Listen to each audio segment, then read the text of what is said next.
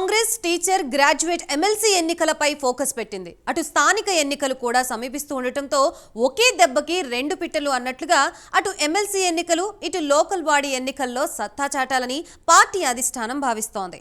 Assembly ఎన్నికల్లో గెలిచిన Congress party ఇప్పుడు పంచాయతీ ఎన్నికలపై సీరియస్ గా ఫోకస్ పెట్టింది.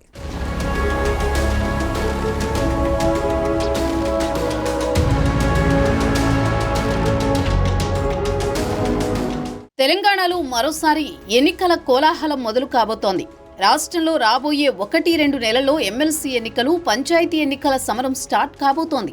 దీంతో ఎమ్మెల్సీ ఎన్నికలు, లోకల్ బాడీ ఎన్నికల్లో సత్తా చాటేందుకు రాష్ట్రంలో ఉన్న అన్ని ప్రధాన రాజకీయ పార్టీలు రెడీ అవుతున్నాయి. ఈ రెండు ఎన్నికల్లో తమ సత్తా చాటి పార్టీకి తిరుగులేదని అటు అధికార కాంగ్రెస్, ఇటు విపక్ష బీఆర్ఎస్, బీజేపీలు ఉవ్విళ్లూరుతున్నాయి. ఆదిలాబాద్, నిజామాబాద్, కరీంనగర్, మెదక్ జిల్లాల తరపున ఒక టీచర్, ఒక గ్రాడ్యుయేట్ ఎమ్మెల్సీ ఎన్నిక జరగనుంది. అలాగే వరంగల్, ఖమ్మం, నల్గొండలో కూడా ఒక టీచర్ ఎమ్మెల్సీ ఎన్నిక జరగనుంది. అయితే ఆయా జిల్లాల్లో జరిగే ఎన్నికలను కాంగ్రెస్ పార్టీని కైవసం చేసుకోవాలన్న ఆలోచనతో పార్టీ అధిష్టానం వ్యూహాలకు పదును పెడుతోంది. ఈ నెల 8న జరగబోయే పీఎస్సీ మీటింగ్లో వీటిపైనే ప్రధానంగా పార్టీ హైకమాండ్ దృష్టి సారించనుంది.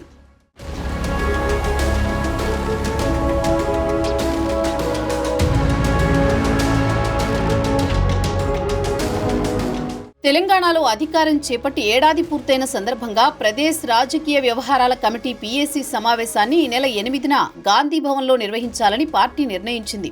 దీనికి ఏఐసీసీ జాతీయ ప్రధాన కార్యదర్శి కేసీ వేణుగోపాల్ హాజరు కానున్నారు.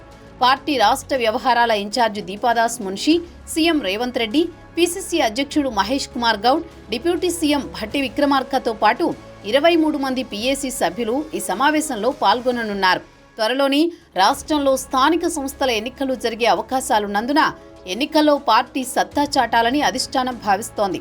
మున్సిపాలిటీలు, జిల్లా, మండల పరిషత్తులు, సర్పంచి స్థానాల్లో 80% నెగ్గేలా పార్టీ అధిష్టానం భావిస్తోంది. ఇందుకు పార్టీ శ్రేణులను సన్నద్ధం చేయడంతో పాటు క్షేత్రస్థాయిలో పార్టీ పనితీరు, ఈ నెలాఖరులోగా పీసీసీ నూతన కార్యవర్గం ఏర్పాటు అంశాలు సమావేశంలో చర్చకు వచ్చే అవకాశాలున్నాయి.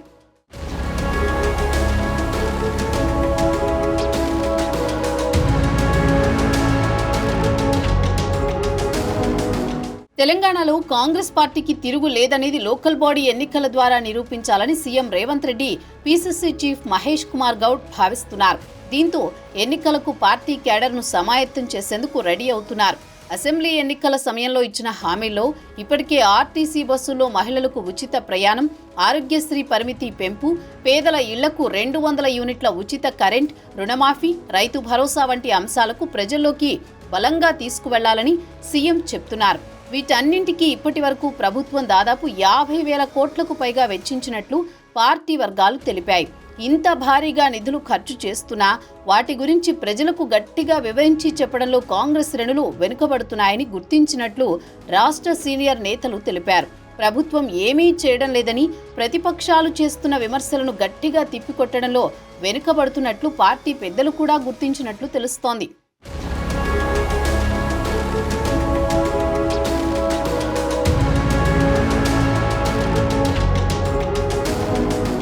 రైతు రుణమాఫీకి 18,000 కోట్లు ఒకేసారి వెచ్చించినా పార్టీకి అనుకున్నంత స్థాయిలో సానుకూలత కూడగట్టడంలో నేతలు గట్టిగా పని చేయలేదని అంతర్గత సమావేశాల్లో చర్చిస్తున్నారు. రైతు భరోసా కింద ఎకరానికి 12,000 చొప్పున రైతులకే నేరుగా ఇవ్వాలని, అలాగే భూమి లేని నిరుపేదలకు ఇందిరమ్మ ఆత్మీయ భరోసా పథకం కింద వ్యవసాయ కూలీలకు ఏడాదికి 12,000 చొప్పున ఇవ్వాలని రాష్ట్ర ప్రభుత్వం తాజాగా నిర్ణయించింది.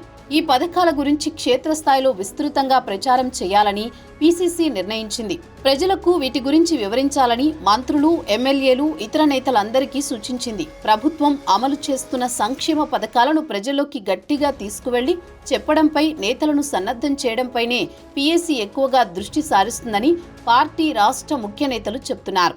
చాలా సంవత్సరాల నుంచి రేషన్ కార్డుల సమస్య పేదవాళ్లను పట్టి పీడిస్తుంది.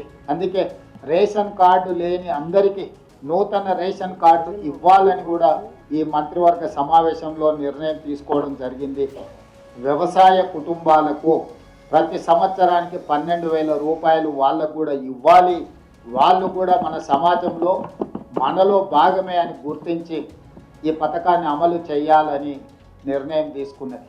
ఈ పథకానికి ఇందిరమ్మ ఆత్మీయ భరోసా పథకం అని చెప్పి నామకరణం చేయడం జరిగింది.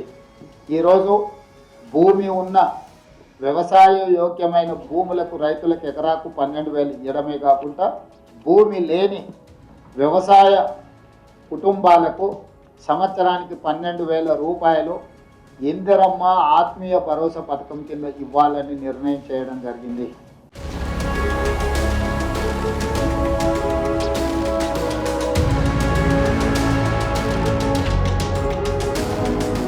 మరోవైపు క్షేత్రస్థాయిలో పార్టీ పరిస్థితి, నియోజకవర్గాల్లో నేతల పనితీరు ఎలా ఉందనే వివరాలను పీసీసీ సేకరిస్తోంది. వేరే పార్టీకి చెందిన ఎమ్మెల్యేలు కాంగ్రెస్లో చేరిన కొన్ని చోట్ల వారితో స్థానిక నేతలకు సమన్వయం కుదరడం లేదని ఫిర్యాదులు అందుతున్నట్టు సమాచారం. ఈ నేపథ్యంలో కొత్త పాత నేతల మధ్య సమన్వయం కుదర్చడం పైన పీఏసీ సమావేశంలో చర్చించనున్నారని తెలుస్తోంది. కాంగ్రెస్ పార్టీకి స్థానికంగా కూడా బలమైన క్యాడర్ ఉందని, దాన్ని పంచాయతీ ఎన్నికల్లో గెలిచి చూపించాలని పీసీసీ భావిస్తోంది. పంచాయతీ ఎన్నికలే అసలైన టార్గెట్ అని, వాటన్నింటినీ కొట్టాల్సిందే అంటూ ఇటీవల పార్టీ నేతలతో నిర్వహించిన సమావేశంలో PCC chief Mahesh Kumar Goud party నేతలకు స్పష్టం చేశారు. పార్టీ రూల్స్ అతిక్రమించిన నేతలపై చర్యలు తప్పవని కూడా నేతలకు పీసీసీ చీఫ్ తేల్చి చెప్పారు.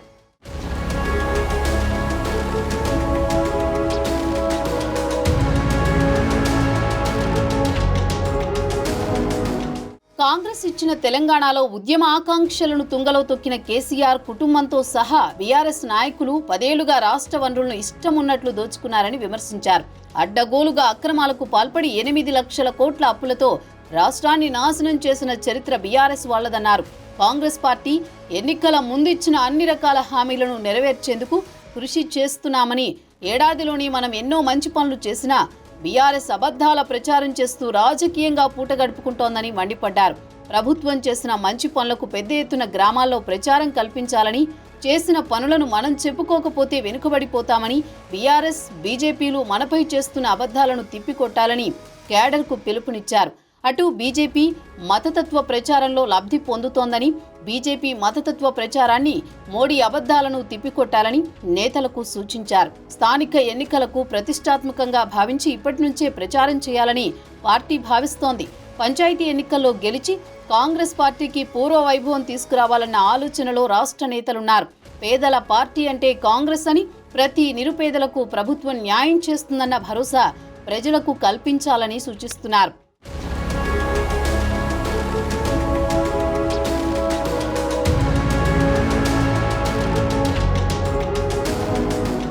ఒకవైపు ఎమ్మెల్సీ ఎన్నికలు, మరోవైపు లోకల్ బాడీ ఎన్నికలు. ఈ రెండింటిలోనూ హస్తం పార్టీ సత్తా చాటాలని భావిస్తోంది. అసెంబ్లీ ఎన్నికల్లో పార్టీ ప్రభంజనం సృష్టించడంతో ఇక రాబోయే స్థానిక ఎన్నికలు, టీచర్, గ్రాడ్యుయేట్ ఎన్నికల్లో సత్తా చాటాలని పార్టీ ఉవ్విళ్లూరుతోంది. అటు విపక్ష బీఆర్ఎస్, బీజేపీ కూడా ఎన్నికలను ప్రతిష్టాత్మకంగా భావించి ఇప్పటి నుంచే వ్యూహాలను సిద్ధం చేస్తున్నారు. మరి ట్రయాంగిల్ పోరులో విజయం ఎవరిదనేది కొద్ది నెలల్లోనే తేలిపోనుంది.